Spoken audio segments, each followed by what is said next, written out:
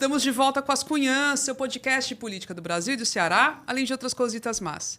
Eu sou Camila Fernandes e, como sempre, estou ao lado de outras duas cunhas jornalistas. Ebre não sumiu, continua com a gente. Ainda bem. Olha aí, Ufa. tá vendo? Ai. O quê? Foi só aqueles dois. Mas o pior que eu já tenho um furo marcado, né? Eita, mês que é. Deixa para lá. Não vou avisar, não, mas já tem um furo ali marcado. Tudo bem, tudo ótimo. Feliz aqui de estar com vocês e mais uma convidada. Exatamente. Inês Aparecida, tudo bem? Como estão as coisas? Tudo ótimo, tudo em paz e também feliz porque somos 4 mulheres hoje. É muito bom. 4 mulheres para falar de um assunto seríssimo e, assim, de imensa importância, que é a saúde. Estamos aqui recebendo a secretária de Saúde do Estado do Ceará, Tânia Mara Coelho. Muitíssimo obrigada por ter aceitado aqui o convite da gente. A gente está super feliz, viu? Eu que agradeço. Eu fiquei muito feliz, que eu sou fã do programa de vocês. Então, para mim também é uma honra estar aqui com vocês. Olha que legal. Tirou o tempo da agenda que deve ser assim, né? Lotada. Bem pouquinho coisa para fazer. Bem pouquinho bucho. Aff, Maria. Não, a gente fica pensando no tamanho dos buchos. E é isso. Para essa entrevista, a gente pediu a ajuda dos ouvintes, né? A gente botou uma caixinha de perguntas lá no Instagram e as pessoas mandaram várias perguntas, várias sugestões, vários temas. Gente, é sério, recheado de perguntas. Então, a secretária vai sair daqui sabatinada. Sabatinada de verdade. Então, vale a pena ficar até o final, tá certo? E aí, aproveitando, vamos pedir o seu apoio, se você apoia as Cunhãs, gosta desse podcast, quer que ele viva, sobreviva, cresça e fique inteirinho para sempre, sem a perda de uma terceira cunhã, né? Ou da quarta cunhã. Não, e deixa eu só dizer aqui que essa pobre aqui chegou hoje se queixando que não tem mais roupa para vir gravar os episódios, viu? Oh, meu Deus! É não, Inês? Precisando do quê? De um patrocínio? As Cunhãs vestem. Arranja um patrocínio. As Cunhãs vestem, aí a loja da gente não tira a etiqueta, só veste. Aí e depois devolve. Repetindo os looks. Porque a criatura tá desencavando vestido de 2023. Olha aí. Pra não repetir os looks, é isso? Isso o quê? Eu tô aqui de Ale Vital. A Ale Vital me presenteou com essa brusinha aqui. O quê, minha filha? Pronto. Pois é. A brusinha Ale. Pois vamos só reforçar o pedido do apoio. Então, a gente tem algumas formas. Tem o site apoia.se/ascunhaspodcast. Tem também o Pix, né, para a chave ascunhaspodcast@gmail.com, ou tem o Orelo, se você nos escuta por lá, qualquer valor já ajuda bastante. Compra os produtinhos das Cunhãs também, vai lá no Instagram, fala no direct, tem caneca, tem boné, e é isso, gente. E espalha a palavra, né? Espalha a palavra pros amigos e os inimigos, avisa todo mundo que tem episódio novo, tá bom? Agora sim, bora começar com a apresentação da nossa convidada. Vai ser feita hoje pela Inês Aparecida. Inês. Porque a gente apresenta formalmente Isso. os nossos convidados, certo? Aí cada vez uma lei. E hoje caiu para mim. Tânia Mara Coelho é médica infectologista formada pela Universidade Federal do Ceará e é a segunda mulher a ocupar o cargo de secretária titular da Saúde do Estado do Ceará. A primeira tinha sido há 30 anos. Vixe, foi? Ana Maria, eu conheci a Ana Maria Cavalcante Silva, olha. A Ebre não conhecia, não, que ela ainda dizia gugu dadá. Mas eu conheci demais, era do tempo dos tucanos, do Tasso. Era. A primeira tinha sido, há 30 anos, Ana Maria Cavalcante Silva. Por mais de um ano, Tânia compôs o corpo gestor da Secretaria de Saúde do Estado como secretária executiva de Atenção à Saúde e Desenvolvimento Regional. Além disso, foi superintendente da rede hospitalar do Estado e diretora do Hospital São José. Até, olha, ela só pega, né, coisa só assim leve. Só coisa bem leve, fácil de gerir. A pasta da saúde, doutora Tânia, é uma das mais complexas e a gente sabe que é uma vidraça para todo governo, né? O governo municipal, o estadual, o federal, a saúde é pá. Eu lhe pergunto, o que lhe levou a aceitar ser secretária? É karma? É promessa? O que foi? Não, eu vou pagar. Na outra encarnação eu já estou descontando esses pecados. O que foi? Me diga, pelo amor de Deus. Realmente, nesse tem razão. Eu já paguei todos os meus pecados, estou com saldo, viu? Não, mas a verdade é, enquanto eu era médica do Hospital São José, trabalhei em todos os setores do Hospital São José, até no programa de internamento domiciliar. Eu fui residente do Hospital São José e tive a felicidade, assim que eu terminei a residência, teve um concurso público para o Hospital São José e eu passei lá, fiquei, já dei continuidade, né? Minha história com o São José começa no internato da faculdade. Quando eu fiz a faculdade, que eu fiz um concurso, havia um concurso para estagiário do Hospital São José e eu passei. Quando eu pisei os pés lá, eu disse, eu vou trabalhar nesse hospital. Que emoção. E fiz minha residência lá e agora eu sou servidora do Estado há mais de 20 anos, entrei pelo Hospital São José, né? Que eu considero minha segunda casa, o Hospital São José, eu aprendi muita coisa.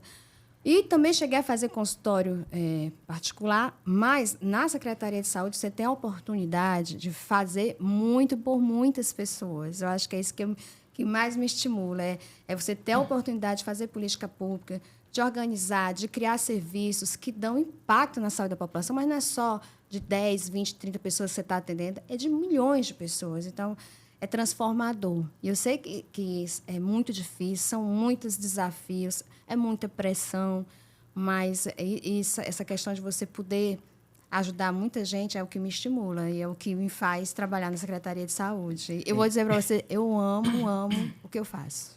Que maravilha. Porque também, se não gostasse... Maria, aí o karma era grande. Olha o que a cara queria mesmo. O Hospital São José, as pessoas sabem que o Hospital São José é de doenças, né? Infecto-contagiosas, né? E doenças negligenciadas, né? No auge da AIDS, né? Só se falava no São José, nos problemas no São José. Maria, tinha até um pessoal lá, um trabalho voluntário, né? Lá tem Girassol. Muito bonito. Inclusive, você tem que fazer teste para você ser voluntário lá no Porque você tem que ter um preparo psicológico, né? Eu me lembro que quando eu entrei na residência, eu passei uns 3 a 4 meses meio assim abalada, né? Porque você vê, principalmente a questão da AIDS, né? Mas a gente lá atende doenças que ninguém quer atender, como pacientes com hanseníase, pacientes com tuberculose grave. E a tuberculose ela vem aumentando aos nossos olhos, né? Com a questão das drogas, né? Da população de rua. Então, a gente tem que trabalhar muito com essas doenças que a gente chama de negligenciada porque as pessoas não veem, não querem ver. Afeta as pessoas mais pobres, né? Exatamente. São os mais pobres. Eu me lembro que na época que eu entrei em São José, havia a história, né, de que as pessoas não queriam andar nem na rua do Hospital São José para não pegar a infecção, né? Isso já passou. Acho que o São José criou uma credibilidade para a população que hoje é referência, né? Exato. A minha sobrinha teve uma experiência de tratamento lá. Ela teve toxoplasmose, foi um atendimento, assim, não é porque a senhora está aqui na frente, não, mas foi, assim, muito bom o tratamento. Mas deixa eu perguntar, a senhora falou em pressão, né? Em pressão, em dificuldades, em bucho. E, assim, ao mesmo tempo que a saúde é vidraça da oposição, ela também tem uma cobrança interna do próprio governo, né? O governador quer que os gestores sejam protagonistas, que os feitos da saúde apareçam. A gente viu no governo federal a pobre da Anísia Trindade caiu do governo muito porque era muito pressionada a entregar mais, a aparecer mais, a fazer política. Vocês lembram que o Ciro Gomes já foi secretário de Lembro saúde aqui demais, no estado do Ceará, eu lembro. na gestão Cid Gomes? Lembro, é um cargo muito visado. visado. Muito visado. E aí eu lhe pergunto, antes da gente começar a entrar nas perguntas dos desafios da gestão mesmo, como é que a senhora se sai em relação a essa parte política de estar atendendo demanda de parlamentar, que eu imagino as pressões dos municípios, vereadores, demanda, assim, a defesa do governo, a gente está vendo agora Chagas Vieira, né, chefe da Casa Civil, cobrando muito que os secretários vão para a linha de frente. Como é para você lidar com essa parte política, né? Você como médica, como técnica, servidora, com a parte política do cargo, secretária? Eu aprendi com o tempo que você tem que primeiro escutar muitas pessoas, articular muito, ouvir. Hoje eu não me considero uma secretária de gabinete. Eu viajo muito para o interior, porque eu gosto de ver como é que está a situação de saúde, porque quando o prefeito ou o secretário chega, eu sei o que é que está acontecendo no município, entendeu? Para entender a situação. Então, eu procuro muito, eu sempre digo que o cargo ele é técnico e político, né? Você tem que ter embasamento de conhecimento científico, da área da saúde como um todo, e a infectologia me permite muito isso, que a infectologia é muito abrangente em termos de doenças agudas, questões de epidemia, e, ao mesmo tempo, você tem que ter a noção de que você tem que trabalhar articulando com os políticos, sabendo dizer não na hora que é necessário e tentando alinhamento com os secretários municipais. É muito importante. A gente tem um alinhamento hoje com os municípios muito grande. Eu recebo os secretários municipais, participo das reuniões da CIB, faço questão de não faltar às reuniões da CIB, que é a reunião entre os secretários municipais e o Estado, onde se define repasse de recursos, apresenta dados epidemiológicos. Esse alinhamento é muito importante para que a gente possa construir as políticas de saúde. E o governador Eumano de Freitas, ele me dá muito apoio. Ele cobra, realmente, ele é um governador que cobra, ele tem um painel na sala dele de acompanhamento de indicadores da saúde, mas, ao mesmo tempo que ele cobra, ele dá muito apoio, muito suporte para que a gente possa realizar, que é o que a gente precisa, né? E tem saco, assim, de estar respondendo o opositor, vai para as redes sociais? Como é essa atuação nesse sentido? Eu acho que faz parte, né? Faz parte a gente ouvir críticas, né? Eu ouço críticas, eu leio críticas, mas eu procuro não responder. Eu acho que a resposta é trabalho. Se você trabalhar, se você fizer... Hoje eles estão falando uma coisa, no outro dia eu faço uma entrega e pronto. Morreu aquela crítica que ele fez, entendeu? E é natural que, no meu cargo, eu receba crítica, mas eu procuro não responder. Eu sou tão ocupada, tem tanta demanda, que eu procuro... A minha resposta é trabalho. Eu sempre digo, alguém chega para mim, vamos trabalhar, que o trabalho é a melhor resposta. E, claro, das críticas, a gente pegar aquilo que é construtivo. Nem toda crítica é totalmente ruim, não. A crítica serve para a gente aprender, para a gente ver o que é que a gente está fazendo que precisa mudar o rumo, né? E isso, graças a Deus, eu tenho essa sensibilidade de saber que eu não sou dono da verdade, que a gente pode pensar uma coisa e a outra, né? Acho que tem que ter essa flexibilidade, sim, né? Vamos para um tema que gerou aí muita crítica, eu diria até fake news, que foi o hospital da UES, que foi inaugurado há pouco tempo, veio até o presidente Lula para a inauguração. E aí já é uma pergunta que a gente juntou questões de ouvintes, né? O Rair Lima, o Lúcio Serafim, a Nayane Gorgiano, o perfil Naira 8889, enfim, um bocadinho de gente. O Cruz Júnior 83. Aí a primeira pergunta é a seguinte: eu queria saber como é que está o atendimento nesse hospital até agora. Então, eu sei que não está 100%, mas qual o percentual, né? O que está acontecendo lá dentro, né, de atendimento? E a outra questão é uma que o antigo ex-secretário de Saúde, Dr. Cabeto, também bateu muito em cima desse hospital, dizendo que inicialmente ele tinha sido planejado para ser um hospital porta aberta, ou seja, qualquer pessoa que chegasse seria atendida, e ele virou um hospital porta fechada, ou seja, tem que passar pela regulação, pelo atendimento... tem que ser encaminhado, né? Tem que ser encaminhado de algum canto para lá, né? Exatamente. E ele criticou muito isso, disse que desvirtuava e tudo mais. Então, eu queria entender essas duas situações. O percentual de funcionamento, como é que ele está, e a decisão de mudar a finalidade, se é que houve mesmo alguma mudança, enfim, como é que estava sendo planejado e como é que está sendo agora. Pronto. A gente abriu o hospital e estamos funcionando com 30% a 35% de atendimento, que é o que a gente projetou. Nós recebemos o primeiro paciente do hospital entrou logo após a cerimônia de inauguração. E eu estive esse final de semana com o técnico do Ministério da Saúde, o executivo de atenção especializada, que esse foi o primeiro hospital que abriu e recebeu o paciente na noite que inaugurou, né? Nós recebemos 2 pacientes de madrugada, até 7 horas da manhã entraram 9 pacientes, tá? Então, assim, a gente está muito, muito focado que esse hospital produza, dê resposta. E aí, quando a gente foi abrir, o que foi que a gente viu? Qual era o perfil que a gente ia abrir o hospital? Aquilo que a gente tem vazios assistenciais, que é a oncologia, tratamento de câncer, a questão da hematologia, que é tratamento de leucemia, linfoma, púrpuras, trombocitopenia, que são doenças hematológicas, a questão da urologia, da vascular, que é um problema no Ceará todinho, que são aqueles pés diabéticos, que precisam fazer arteriografia, né? Aquele exame para ver se está obstruído, que faz amputação, essas coisas todas. Pois é. Então, a gente abriu o serviço de vascular e cirurgia de cabeça e pescoço também, que a gente estava praticamente só com pouquinhos leitos no HGF para atender esse tipo de demanda.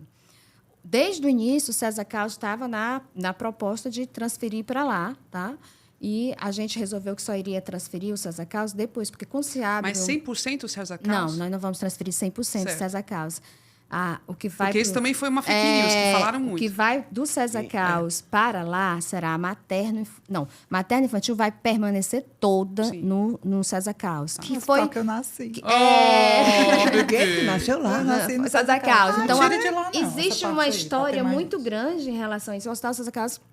Ele é o mais antigo do estado, 90 anos. E o perfil dele é materno-infantil, né? Ele tem mais de 90 leitos só de obstetrícia e neonatologia, então esse vai permanecer então, dentro do hospital, vai permanecer lá. E vão para lá os serviços de uro, de vascular, que são pequenos lá dentro, tá?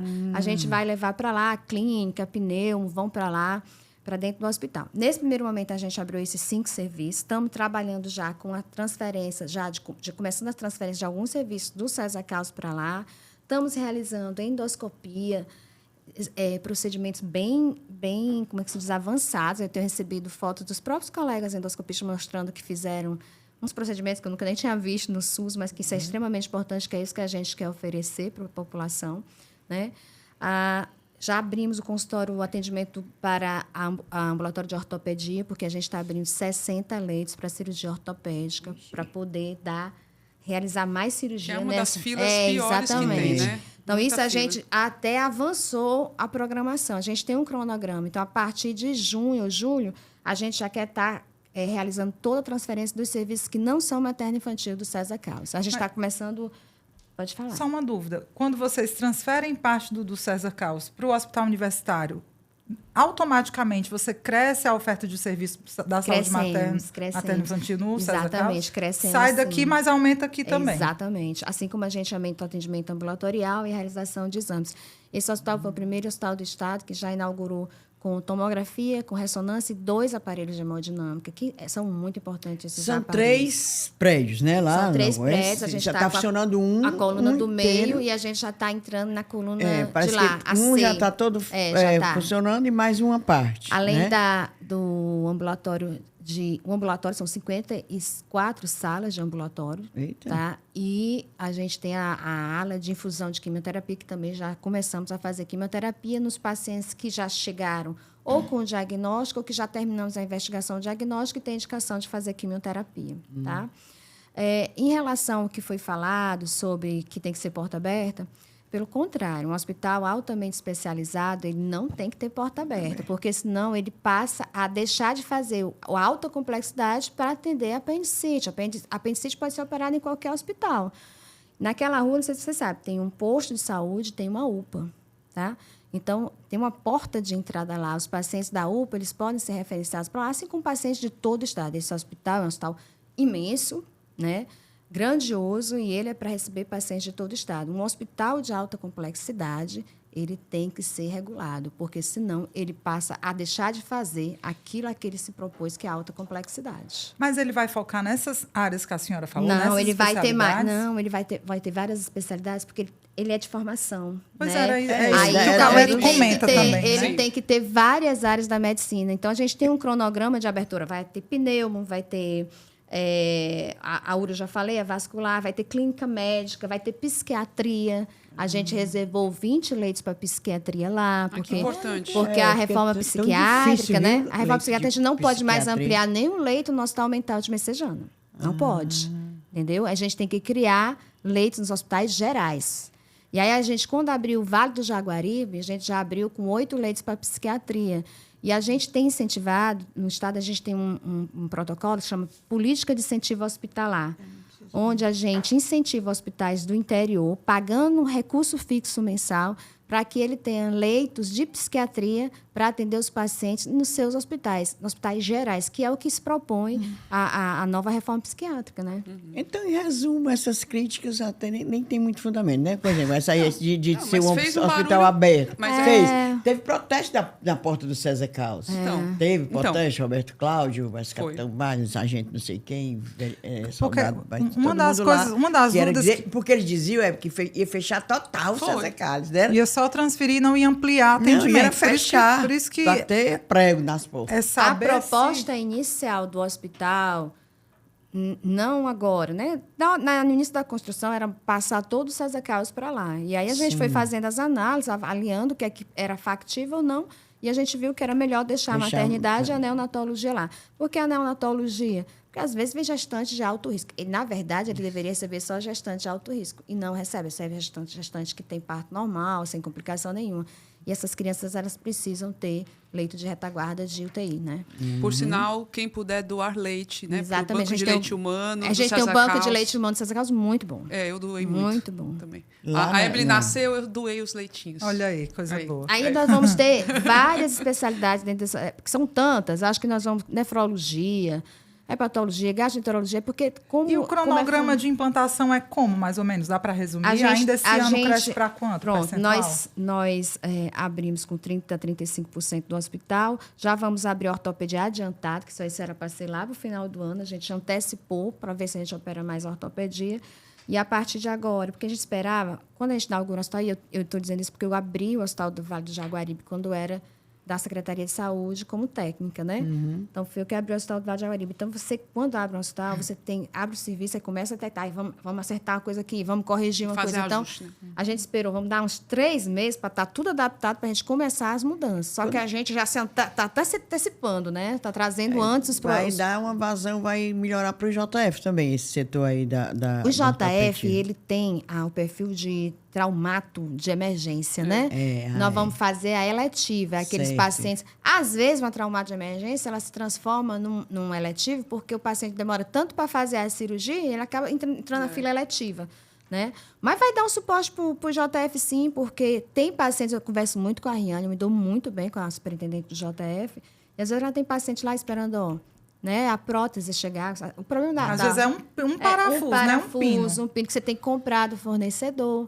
E aí E assim, são muitas coisas que o SUS, eu digo que é o maior sistema de saúde do mundo, melhor.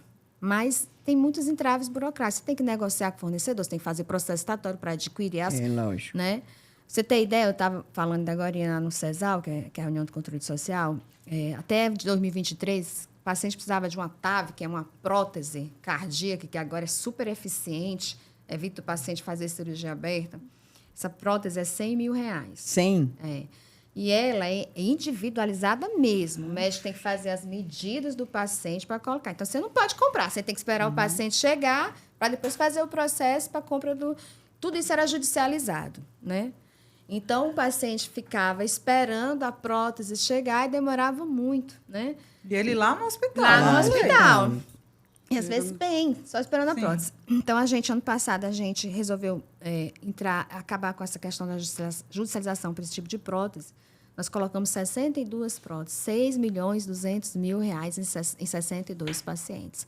O Ministério também habilitou, né? Ele passou a pagar, hoje ele financia nesse procedimento R$57 mil, né? A gente está batalhando para ver se aumenta esse financiamento, porque é um procedimento caro. É a metade. Exatamente.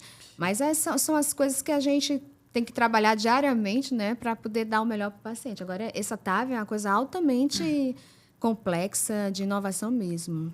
Só aquele pessoal ali que tem condições de fazer. Secretária, muitas perguntas que chegaram dos nossos ouvintes, menina, a gente abriu a tal da caixinha e eles exageraram, não foi? 73 respostas. Era, menina. Porque às vezes a gente abre as caixinhas, aí tem assim, pouco mais, menina, e faz assim, uma avalanche. Essa foi. Era coisa. E uma das questões recorrentes, vários ouvintes nossos, foi sobre a relação da Secretaria de Saúde com as organizações sociais, as OS, né? É muito... o Alessandro, a Emanuela Pinto, Caio do cinema, ele vixe, é um monte. E a gente de todas as áreas, sabe assim, que fica... querendo saber das coisas de saúde. Afinal, o Estado tinha criado a FUNSaúde, né? A gente falou muito aqui, a gente era porta-voz dos concursados da FUNSaúde, o pobrezinho, o pessoal, tempo de enlouquecer.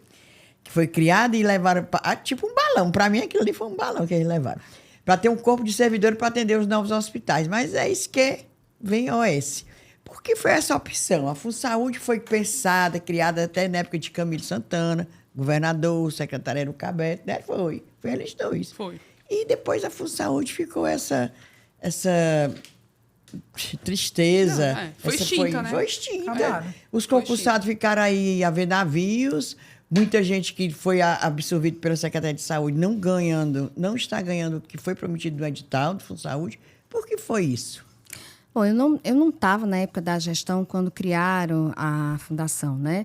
Mas quando a gente assumiu a gestão, a gente encontrou alguns fatores dentro da própria legislação da fundação que não eram viáveis de acontecer, tá? Então, foram várias discussões com o CEPLAG, com o governo do Estado, para que a gente tomasse a melhor decisão. E aí a decisão foi diluir, né, desfazer a FUNSaúde e transformar todo mundo em servidor do Estado, tá?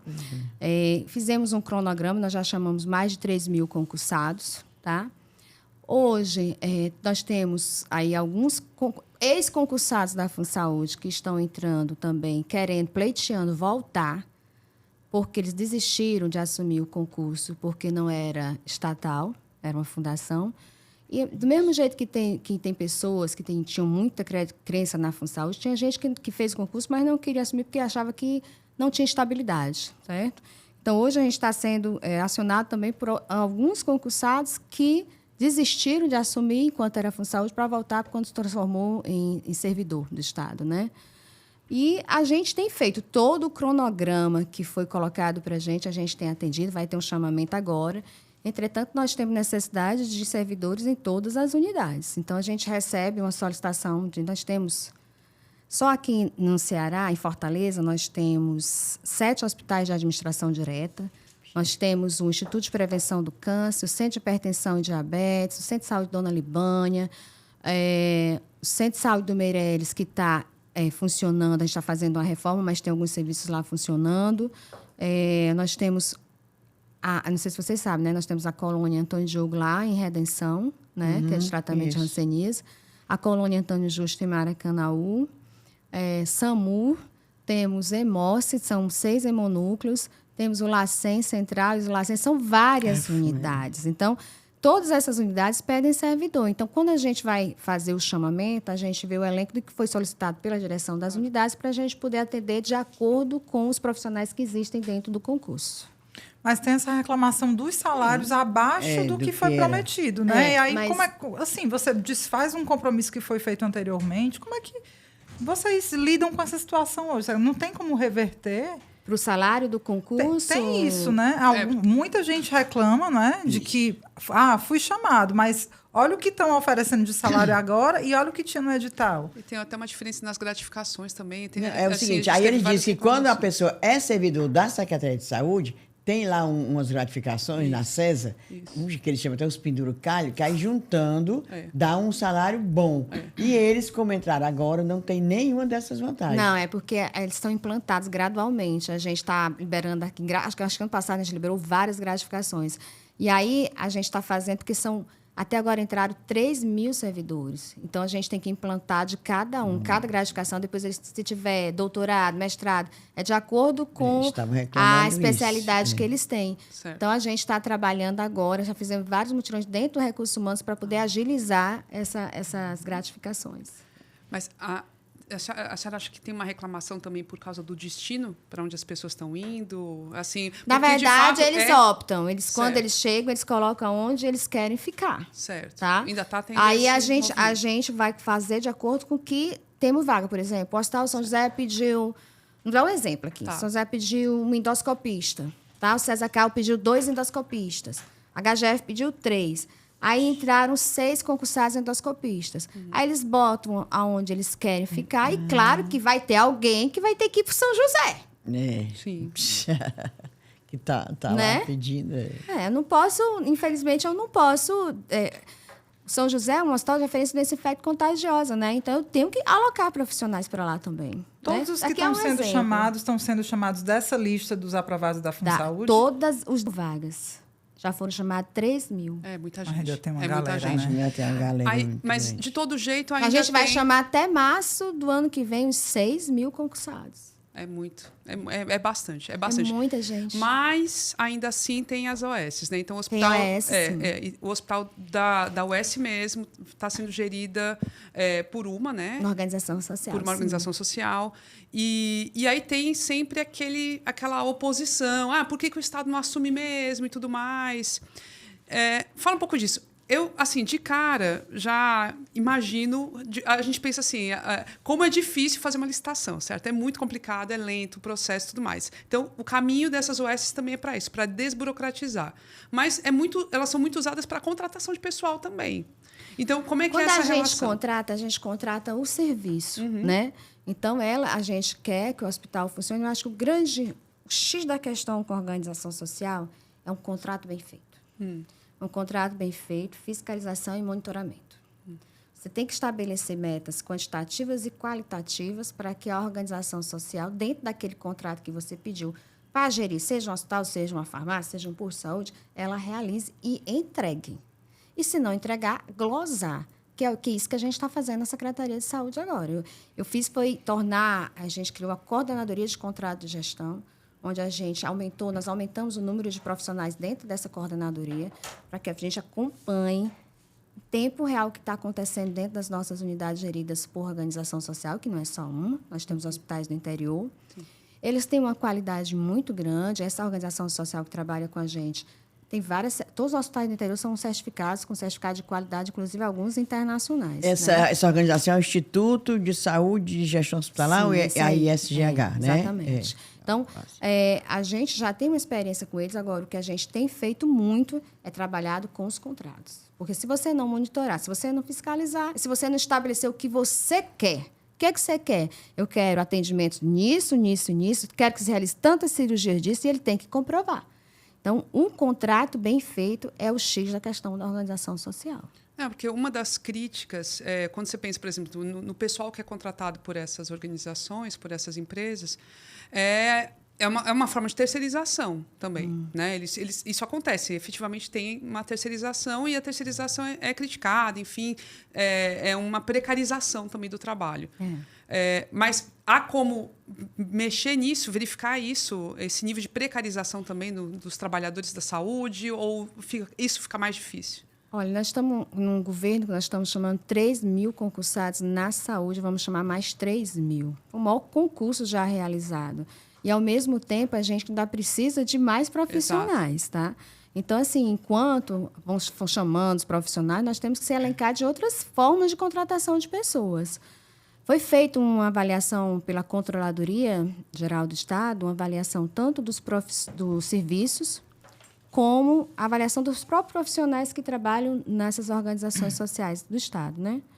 E o percentual de satisfação acima de 90%, tanto do profissional que trabalha, como da população atendida nessas unidades, acima de 90%. Esse ISGH que eu falei agora, uma pessoa que trabalha lá me disse que eles prestam conta mensalmente, né? Fazem relatório. Eles têm relatórios, eles são...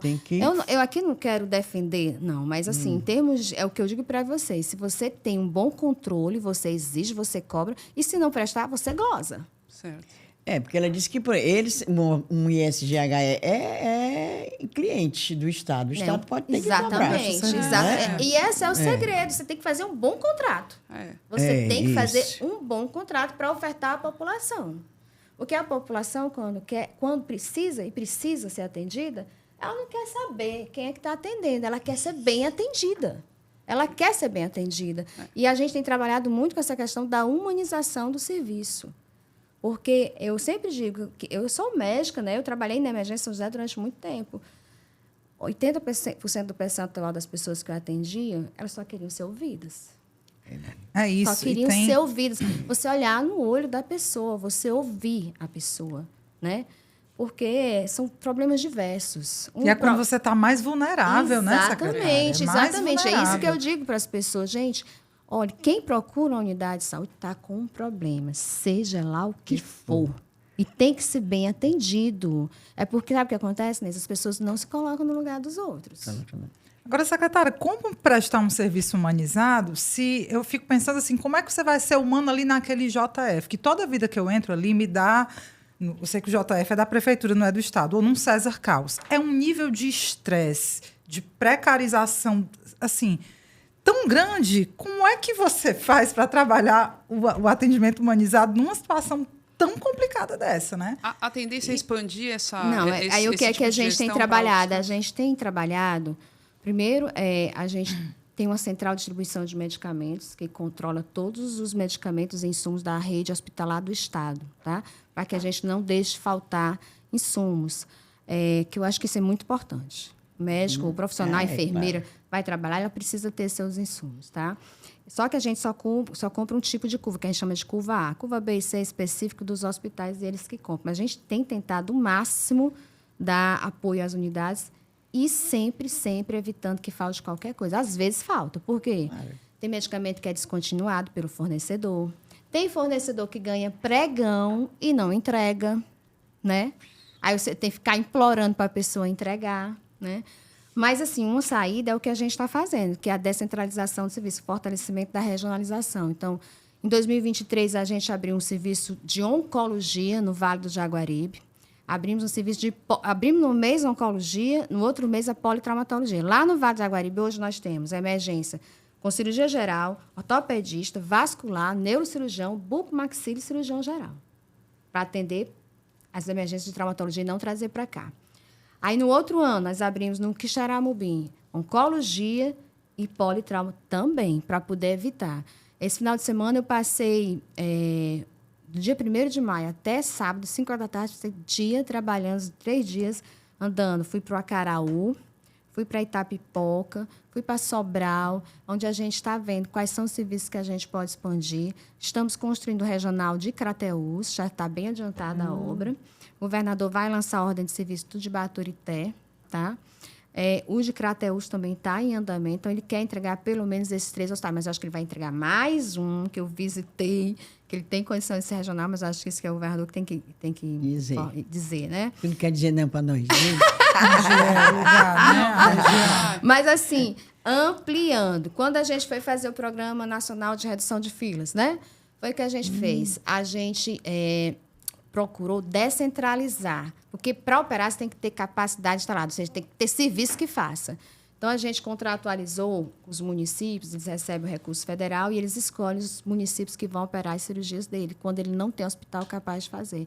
Então, hoje nós temos 101 hospitais no estado todo fazendo cirurgia para o Programa Nacional de Redução de Filas. Esse ano, a gente já lançou 4 editais, que implica aí em 77 milhões de reais em credenciamento para hospitais se credenciarem ao estado para fazer cirurgia, mas não são cirurgias simples, não. Cirurgia de endometriose, cirurgia ortopédica de média e alta complexidade, cirurgia cardiovascular. Mas está conseguindo reduzir essas filas? Estamos, sim. A gente consegue reduzir. Eu não tinha prometido.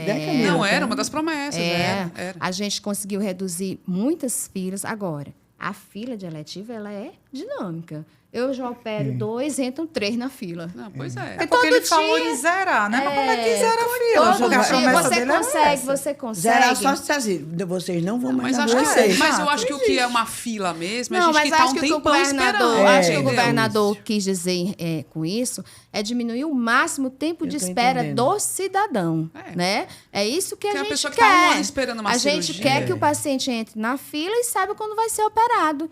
Então, é isso que a gente quer. Então, teve por exemplo, hérnia, esterectomia, cirurgia de vesícula, a gente conseguiu reduzir bastante. Só que todo dia entra paciente, né? Mas o nosso trabalho agora é cada vez mais ampliar. Ampliar para que a gente saiba quando é que o paciente entra na fila e quando é que ele vai ser operado. A gente tem um painel que está na sala do governador, onde ele acompanha diariamente. Esse painel ele me diz qual é o hospital que está operando, qual é a doença que ele está operando, quantos pacientes ele opera por dia. A gente pode até aprofundar, né, Camila, essa questão das cirurgias, mas eu tenho uma pergunta que tem a ver com isso aí também, secretária, que é sobre a regulação. Né? Não sei se todo mundo sabe que é a regulação de vaga, né, de leito. A pessoa entra no atendimento, ela precisa saber para onde é que ela vai, né? E a gestão ela tem sistemas de regulação de vagas, né, para alocar o paciente na vaga daquele hospital ali. Não, tu vai para cá, tu vai para ali e tal. E a informação que a gente tem é que, não sei se mudou e eu queria saber justamente isso, é que existiam 2 sistemas de regulação, no Estado e o de Fortaleza. E isso, a confusão no mundo, né? Como é que você alinha se um está mandando para um canto... A informação que tivemos é que esses 2 sistemas trabalhando juntos dava confusão. Eu queria saber da senhora, inclusive tem um ouvinte nosso, Ayrton Gabriel, diz que é médico e que o sistema de regulação é muito falho. Como é que está essa situação hoje? Já houve essa unificação? Vai haver? Como é que vocês pretendem melhorar? Porque quem é usuário do SUS, o que mais escuta não tem vaga, não tem vaga, não tem vaga. E, às vezes, eu fico pensando, será que tem um problema de regulação? Olha, a gente está trabalhando arduamente, há uma determinação, né, tanto do governador como do prefeito. Né? Esse alinhamento é extremamente importante, porque isso é uma decisão dos 2. Né, de querer unificar. Então, a gente está trabalhando, a gente conseguiu unificar a fila da ortopedia já.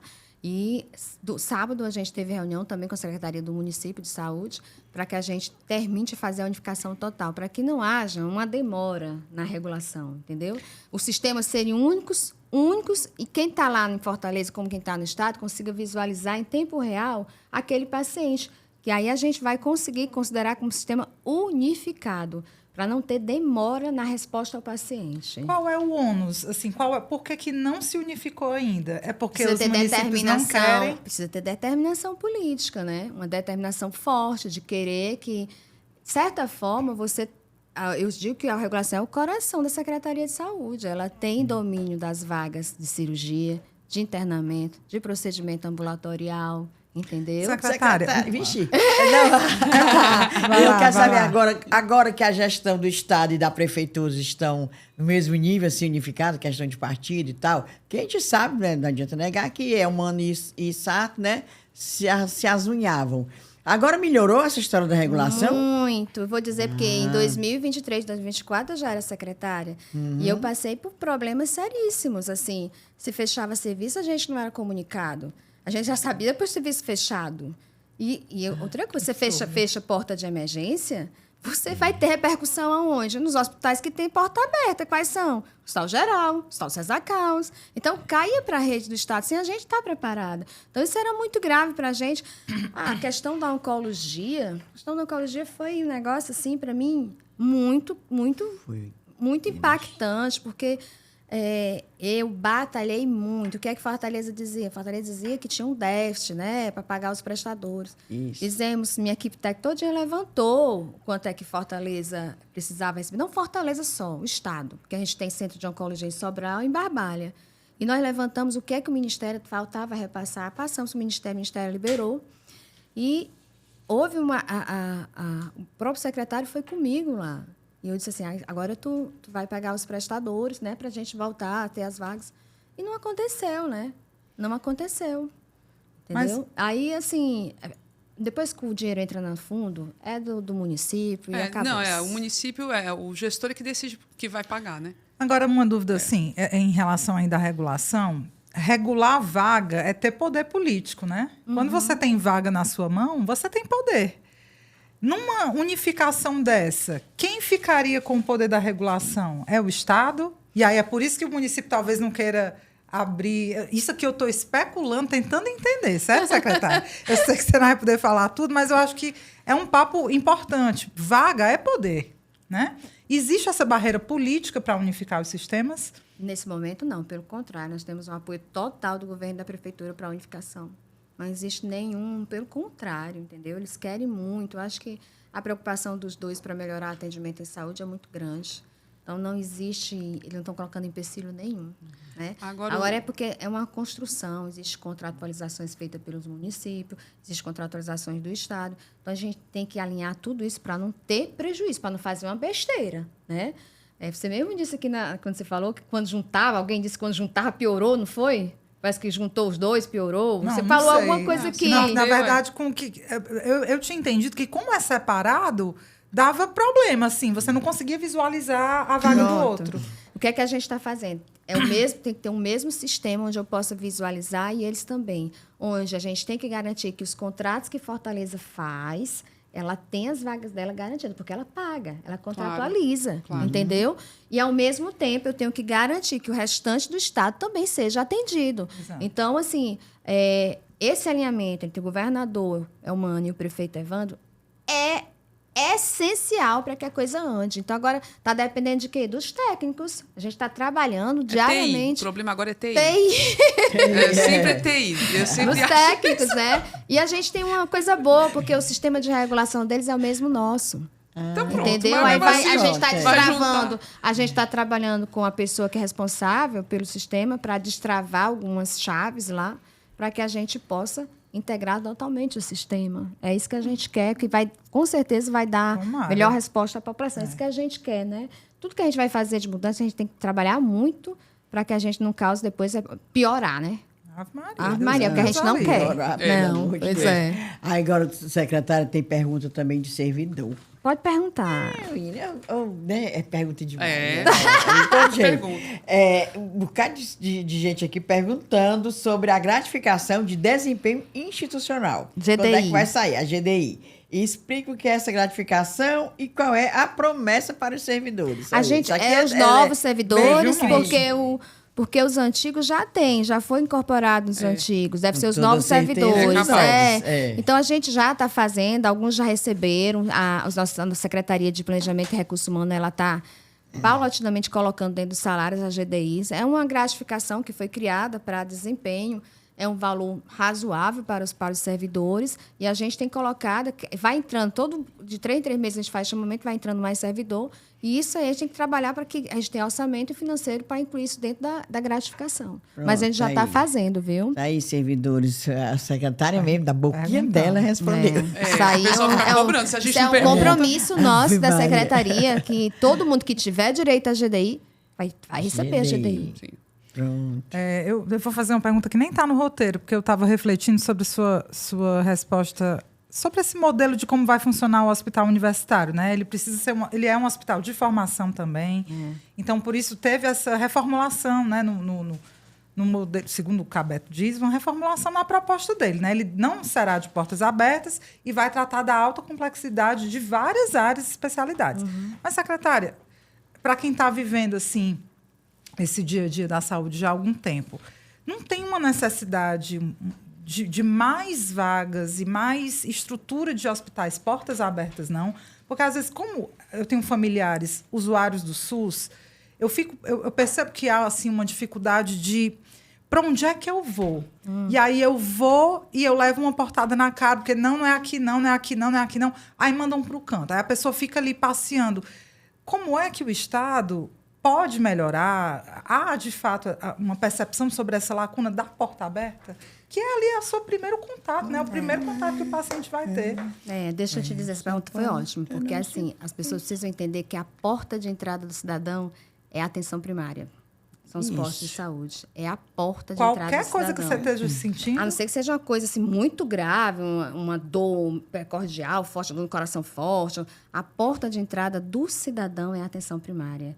E o que é que a gente está fazendo? Está tentando fortalecer essa atenção primária, porque é onde a gente promove e previne doenças. É lá. Posto e UPA, é, secretária? Não, a UPA é uma unidade de emergência. O que é que certo. acontece? O paciente vai ao posto de saúde. Se o médico acha que ele tem alguma coisa que tem que ser atendida de urgência, ele tem que ser encaminhado para a UPA, que é a unidade de pronto atendimento.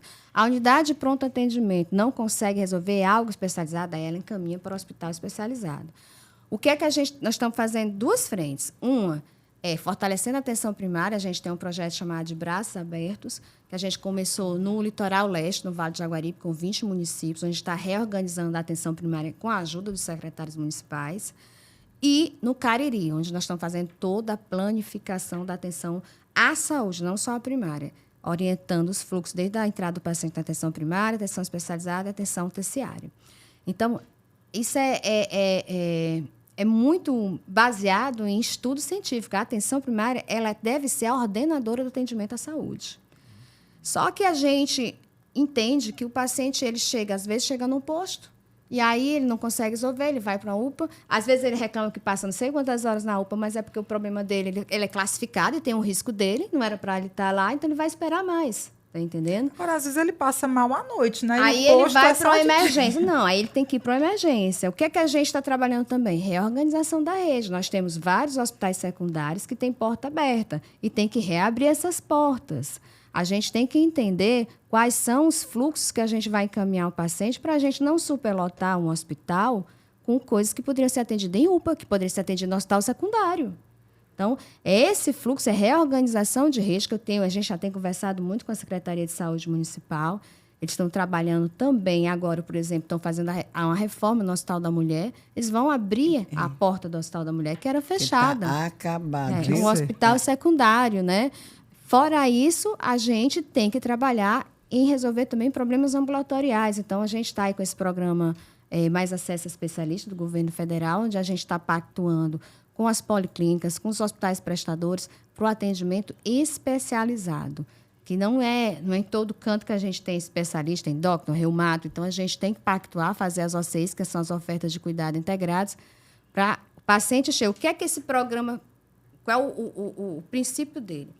O paciente tem atendido no posto de saúde e o médico do posto de saúde detectou que tinha um nódulo na mama. Ele encaminha para atendimento especializado ambulatorial, por exemplo, numa policlínica, e a policlínica ela tem que fazer a consulta, a biópsia, a mamografia, a ultrassom, e ele dá um prazo, que é para a gente obedecer os prazos do Instituto de Câncer, que determina que você tem que ter um diagnóstico e iniciar o tratamento em 30 a 60 dias. E aí ele vai receber por pacote, ele tem que fazer todos os exames necessários para dar o diagnóstico do paciente para iniciar o tratamento. Então, o Ministério lançou essa oferta de cuidado integral para oncologia, para oftalmo, para ortopedia, para otorrino, e nós estamos fazendo as pactuações, quais são os serviços que vão realizar isso daí. Então, isso já deve começar logo. Já está começando. A gente começou. já tem policlínica fazendo isso, certo, no interior, né? Fortaleza também já começou.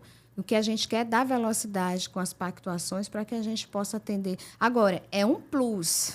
Tem um atendimento normal e mais isso daí para que a gente possa andar com essa fila de atendimento especializado e de exame especializado. Doutora Tânia, é muito bonito toda essa sua organograma, esse planejamento, essas coisas. Mas aí, por exemplo, agora mesmo, se uma pessoa chegar num posto, o que a gente ouve mais reclamação é o seguinte: não, cheguei lá e não tinha ninguém, cheguei lá e não tinha um médico. Cheguei lá, como é que vocês fazem? Porque eu acho que tratar a planilha, tratar a TI, resolver a regulação com a tecnologia da informação e tudo, é uma beleza. Mas você tratar com o profissional, eu tenho para mim que isso aí é que pega. Isso é que pega, isso é que causa a reclamação da pessoa que vai lá num posto, vai numa UPA, aí é mal atendido, não tem. Não chegou o médico até agora, 10 horas da manhã e tal. Como é isso? Né? É uma curiosidade minha mesmo. A gente tem trabalhado muito com as secretarias municipais para que eles possam reorganizar a atenção primária deles. Se o paciente não for atendido na atenção primária, ele vai sobrecarregar os hospitais. Pois isso é claro. E, às vezes, eu digo porque eu também trabalhei em emergência. Eu atendi gestante no Hospital São José. Ela não sabia para onde ir, né? Pois ela hospital e vai. Então, assim, claro, se você encontra uma porta aberta, você entra.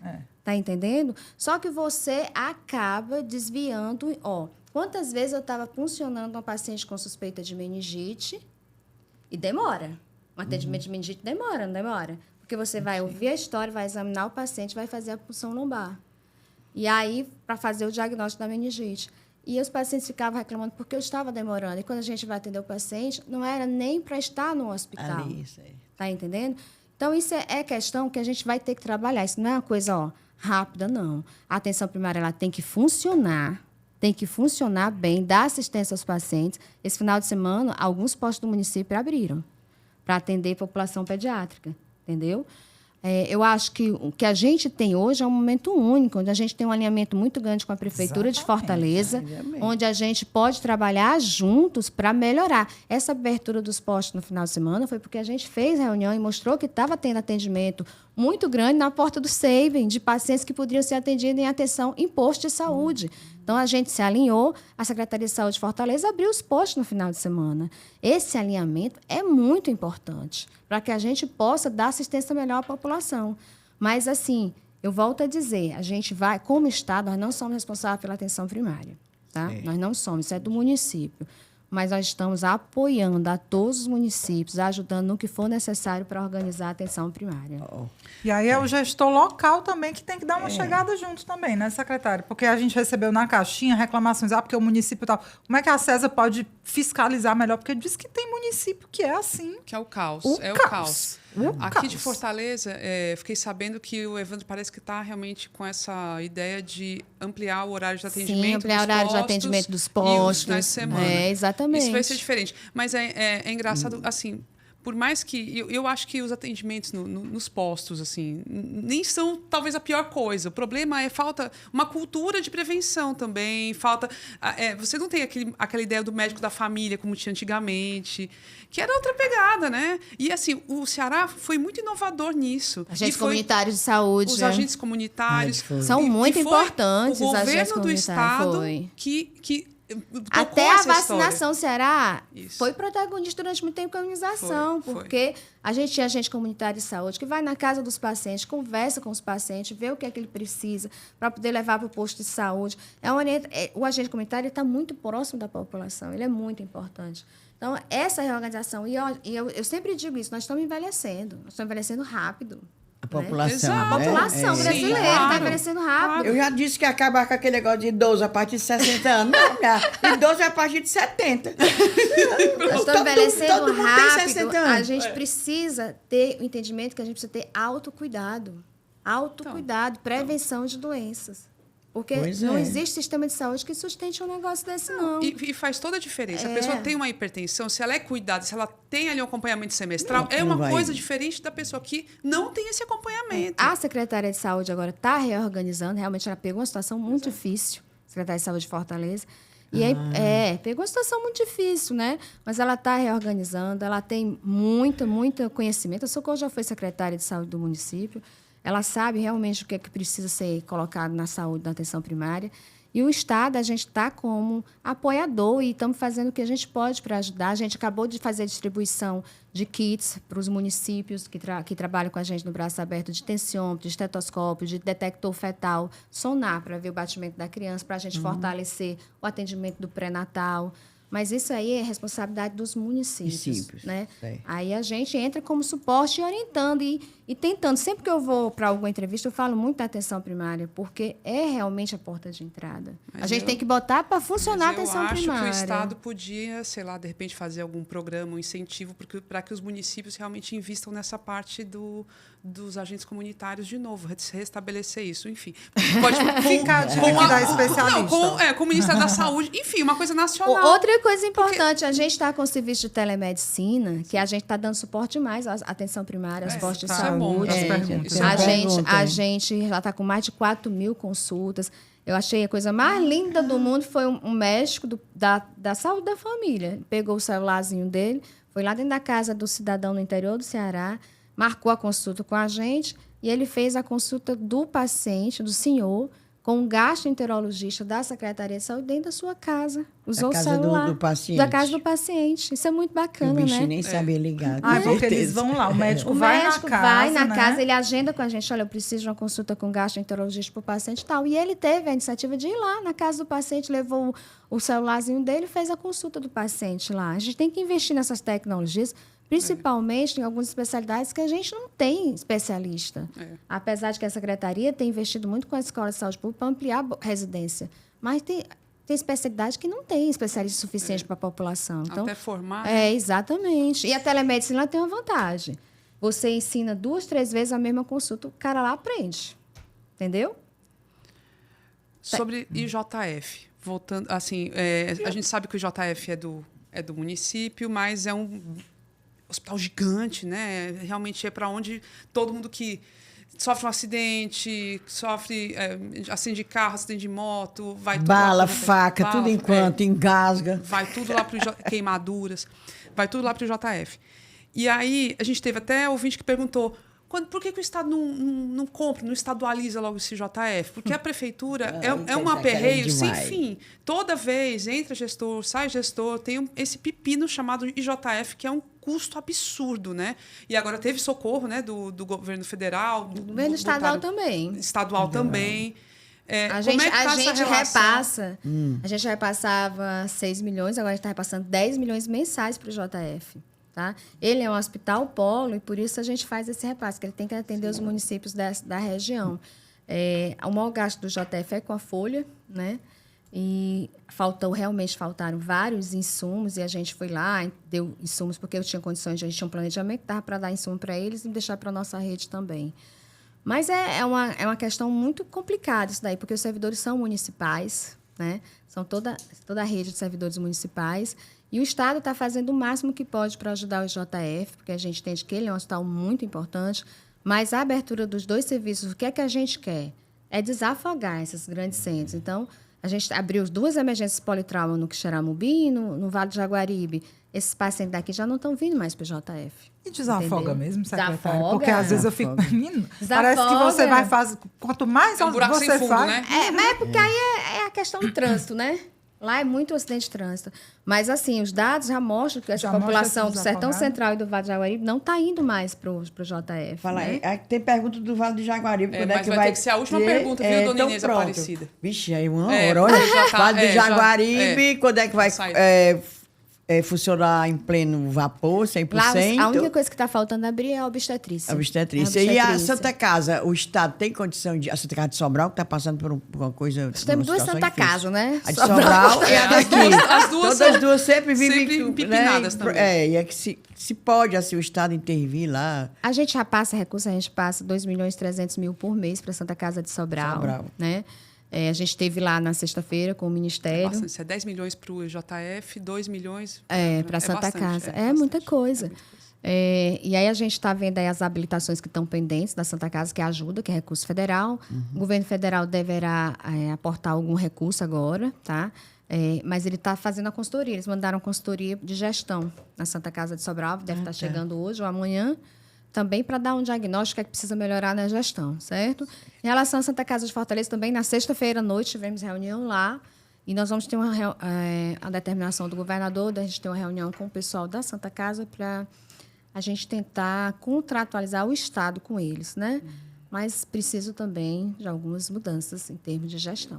Porque não é só recurso, né? Vale lembrar isso. É muito dinheiro que precisa para a saúde, mas há um problema de gestão. Eu acho. Que é complicado, Que é complicado. Se você não cuidar direitinho, aí você vai ver quantos esparadrapos foram comprados naquele mês. Você enrola... Não, é porque a gente não pode passar mais tempo aqui com a secretária e ela não pode falar tudo. Porque, assim... Cara, gestão de saúde deve ser uma das coisas mais complexas que existem. E quando não a gente vê os estouros, né, Evelyn? A gente vê em questão nacional, isso é assim na saúde, desvios, etc, etc. Mas, menina, olha aí, já passou a hora. Não deu nem pra meia missa essa entrevista, mulher. Era porra demais pra conversar. Eu avisei que ia ser uma sabatida, porque é pergunta, viu? O pessoal perguntou mesmo. E, secretário, queria agradecer a disponibilidade e a abertura para que a gente pudesse fazer todas as perguntas, veio com todas as respostas e tudo na ponta da língua, sabe tudo. Isso é muito bom. A gente sente, sei lá, uma segurança mesmo nesse processo. Na verdade, eu trabalho tanto, a gente tem trabalhado... Eu deixei toda a minha parte médica para me dedicar à Secretaria de Saúde. E não vejo como não, né? Porque você não consegue conciliar. É muito problema, é muita coisa. Você tem que visitar muitos cantos, você tem que criar serviço, você tem que estudar. Política de saúde para implantar é muita demanda para você atender. Então, eu tenho me concentrado muito em se eu sei alguma coisa de saúde, é porque também eu estou na Secretaria de Saúde desde 2017, estou na direção do São José, passei acho que 2 anos na direção geral, depois fui clínica, fui técnica. Tenho experiência de hospital e passei a ter experiência também de saúde pública, né? Fiz mestrado e tudo. Tudo isso foi importante para mim, mas é o dia a dia. É o dia a dia, é um aprendizado. Todo dia a gente aprende naquela Secretaria de Saúde. E, assim, eu procuro muito me dedicar. Minha equipe é muito boa também, sem isso é impossível, porque é muita demanda. É impossível. Né? E fazer gestão de saúde pública é complicado, porque tem muitos fatores, né? Até burocráticos mesmo que emperram. Mas há uma disposição. Eu acho que o mais importante, que eu queria deixar isso como mensagem, é que há uma disposição muito grande do governo de transformar, de melhorar a saúde da população. Sem isso, é inviável a gente conseguir. E esse alinhamento que a gente está tendo, não só de governo estadual, municipal, mas com o próprio governo federal, olha, nós ficamos quinta, sexta e sábado em verdadeiro maratona com o representante do Ministério da Saúde. É muito importante para a gente, porque ele está vendo em loco o problema, está vendo para onde é que vai direcionar os recursos. Já vieram recursos, tudo que eles falaram que iam mandar para o JF já mandaram, já saíram as portarias. Deu uma aliviada, né, a situação grande, do JF. Está entendendo? Mas é muita coisa que a gente precisa. E eu sempre digo que pode ser até besteira da minha parte, mas acho que saúde a gente resolve com a educação. Também. Muita educação. Então, a gente tem que trabalhar muito e conscientizar as pessoas, né, da importância da atenção primária, da importância de a gente ter esse prontuário eletrônico unificado, que vai racionalizar o atendimento e muito, né? Acho que está batalhando muito. O Estado do Ceará está no projeto aí do Ministério da Saúde. Então, são muitas iniciativas, muitos desafios, mas a gente tem muita vontade de fazer acontecer. A gente fica torcendo aqui que dê certo, né? Tem gente que não, que torce para não dar, né? Mas a gente torce para dar certo. Não, Ave Maria, tem que dar certo, né? Tem que melhorar, né? Ave Maria, é realmente questão de vida e morte, né? A gente, tem que dar certo. Secretária, agora é o momento dos cheiros, certo? Então, se quiser pensar em algum cheiro para mandar... a gente manda cheiro aqui. Certo? É igual rádio do interior. Eu digo muito, é rádio do interior. Evelyn Rebouças tem cheiros. Tô meio fraca de cheiro, não mas eu lembrei dos cheiros que eu tenho que mandar pro povo lá da César. Pois mande. Seu Lauro Perdigão, Laurinho. Pronto. Tanta. Equipe boa, equipe da Tânia. Menino. Os cheirados lá, os cheirados por mim, da César, Ave Maria. Ou coisa horrível, que eu falei, cheirado da César. Cheirado por mim, viu, gente? Cheirado, olha aí que coisa esquisita. Mas toda hora contando que ele chega estressado, o cabelo dele vem desse jeito aqui. Eu disse, meu Deus, ela vem com preocupação, o cabelo dele chega assim. Tá toda arrepiada. Meu Deus do céu. Mas é uma turma muito legal que tá lá. Um pessoal boa. Competente, gente boa. Faço votos que dê muito certo. Não foi no tempo da Covid. Da Covid, era direto em cima deles. Nossa, o menino era nossas fontes. Pois eu tenho cheiro e hoje é pouco. Porque meu geralmente é uma lista, menina, é uns 200. Exagero. Leandro Scala, ele é de São Paulo, é doido pela gente. Mas ele quer saber do povo daqui, né? Ele disse que sabe tudo. Hoje ele mandou cheiro e quer cheiro. Pois vai, menino, vai cheiro, vou mandar um espumante pra ti. Eu mando virtual, não precisa, mando qualquer coisa. E manda logo é francês, não sei o quê. E o Demi Domingos, que é o que disse que eu quase que eu me acabo com uma uva. Pronto.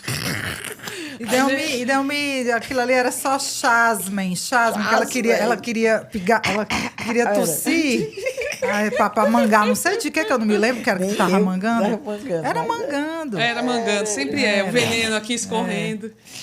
Aí escorreu da uva. Mandou pra tudinho? Mandei, era só isso. Hoje eu tô pouca demais. Eu tenho o cheiro do mais novo mestre do mercado aqui, da comunicação, Thiago Braga, do IFCE. Parabéns, Thiago. E também para Priscila Uchoa, lá do IFCE também, fã da gente. Pois, beijo. Cara, Priscila tiazinha. Não é outra. Priscila Uchoa. E um cheiro também... Este livro aqui é de um orientando meu, Caio Salgueiro. Ele escreveu sobre o Clube dos Príncipes, o Maguari, os 100 anos, e fez um livro como o TCC dele, isso aqui. Olha, TCC. Trabalha na pesquisa. TCC. TCC, ele lançou o livro. Legal. Tem um perfil de Instagram e tudo, quem quiser ver, mas é maravilhoso. Aqui, pronto, para quem quiser ver. Pra quem gosta de história, né? E gosta de história de futebol, isso aqui é fantástico. E também baita tem pesquisa. o clube, ele fala do clube. Que fala também, da Miss. O coroal daqui de mais de 70 dançava nesse clube. Pois era chique. Pois é isso, cheiro pra tudinho. Secretária, lembrou de alguém pra mandar um cheiro? Lembrei. Pronto, primeiro pra minha mãe, né? Que é a minha maior fã, e eu sou a maior fã dela. Que lindo. Né? E a minha fortaleza. Pros meus colegas da Secretaria de Saúde, toda a minha equipe que estão ouvindo também.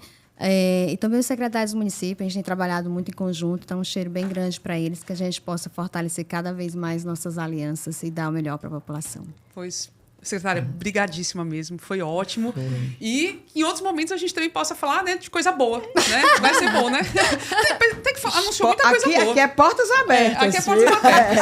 A gente falou até de bastante coisa boa, né? Muita coisa para ser entregue. Então, eu boto muita fé nesse hospital da UES, Ave Maria, que deu uma desafogada mesmo. E essas coisas do interior, que de fato a gente possa sentir, né? Se desafogar, né? Ave Maria. Eu torço muito. Pois é isso, meu povo. Chegamos ao final de mais um episódio. Agradecemos demais a sua companhia aqui com a gente. Brigadíssima mesmo. Lembrando que apoiar as Cunhãs é facinho, tem aqueles 3 jeitos. Pode ser pelo site apoia.se/ascunhaspodcast. Pode ser também pelo Orelo ou pelo Pix para a chave ascunhaspodcast@gmail.com. Qualquer coisa já ajuda pra caramba. E espalha a palavra, enfim, essas coisas todas. A produção do episódio foi feita por mim, Camila Fernandes, pela Eble Rebouças e pela Inês Aparecida. O apoio nas redes sociais é da empresa .ind. Gravação, edição, pãezinhos, biscoitinhos, tudo de bom é a Pro Produções, que deixa a gente sempre feliz de estar aqui, né, com os nossos maravilhosos, Adriana e Edjan. A trilha sonora é Barroada Gagá, da banda Breculé. E é isso, até a próxima semana, gente. Tchau!